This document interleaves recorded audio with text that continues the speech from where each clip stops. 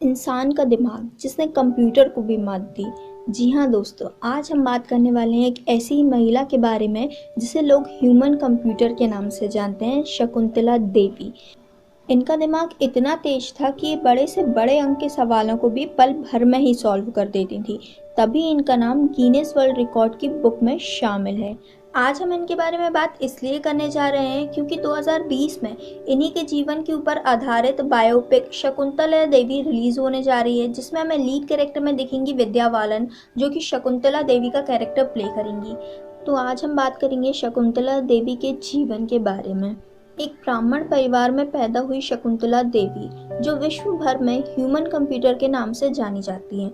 इस कहानी की शुरुआत होती है 1929 बेंगलुरु से। 4 नवंबर के दिन एक मध्यम वर्गीय परिवार में पैदा हुई शकुंतला देवी। पिता का नाम विश्वामित्र मंडी और माता का नाम योगिनी। विश्वामित्र एक पंडित परिवार से आते हैं जो मंदिरों में पूजा करने का काम करते थे, पर विश्वामित्र को ये काम पसंद नहीं था, तो वो अपने घर से भाग जाते हैं और एक सर्कस में काम करने लगते हैं। उन्हीं के घर पैदा होती है शकुंतला। शकुंतला जब 6 साल की थी तो एक बार उनके पिता कुछ कार्ड की ट्रिक उनके सामने बता रहे थे, जो पूरे सर्कस में लोगों को चक्कर में डाल देती थी। जो ट्रिक शकुंतला पल भर में उनकी चाल पकड़ लेती थी। पहले तो विश्वामित्र कुछ समझ नहीं पाए, पर उन्होंने पूरे दिन अपनी बेटी के साथ कार्ड खेला और अंत में उन्हें समझ में आ गया कि उनकी बेटी के पास साधारण दिमाग नहीं है, वो एक जीनियस है।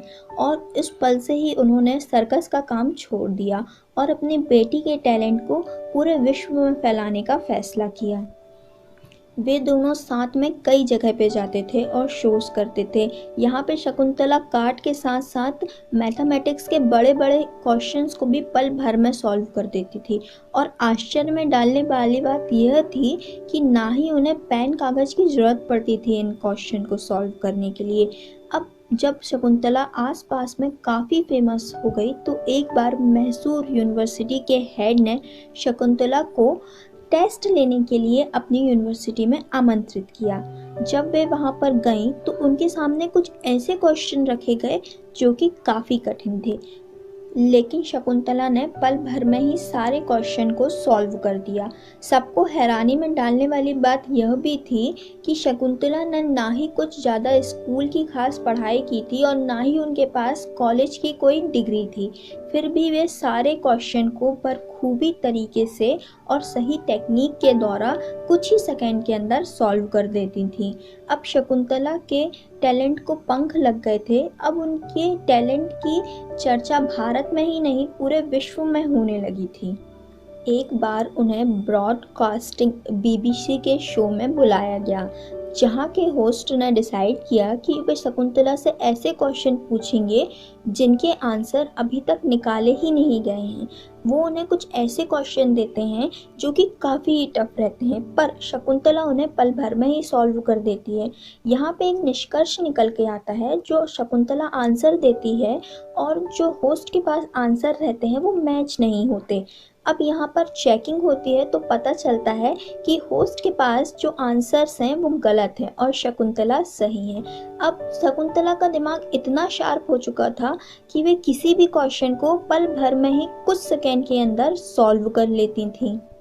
इसके बाद से इन्हें कई शोज में बुलाया जाने लगा। एक बार एक शो ने डिसाइड किया कि वे उस समय के सबसे तेज तकनीक वाले कंप्यूटर का सामना शकुंतला देवी से करवाएंगे।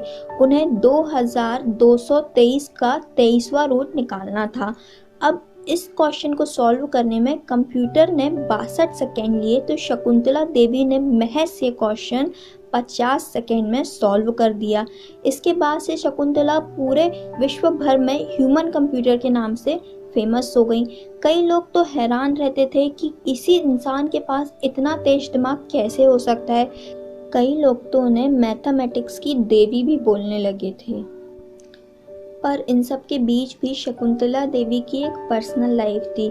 1960 में उनकी शादी आईएएस ऑफिसर परितोष बनर्जी से हुई, परंतु दोनों का रिश्ता कुछ समय तक ही चला और दोनों अलग हो गए।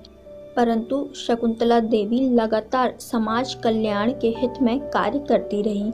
उन्होंने समाज के कई वर्गों की मदद भी की और कई किताबें भी लिखीं।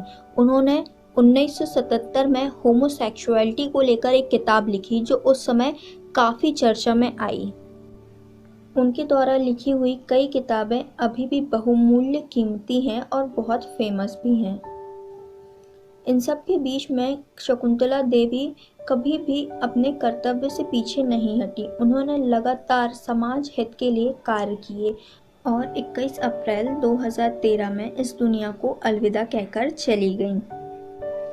दोस्तों, यदि आपको ये बायोग्राफी अच्छी लगी हो तो प्लीज़ मेरे वीडियो को लाइक कर लीजिएगा, सब्सक्राइब कर लीजिएगा चैनल को ऐसी मोर अपडेट्स के लिए।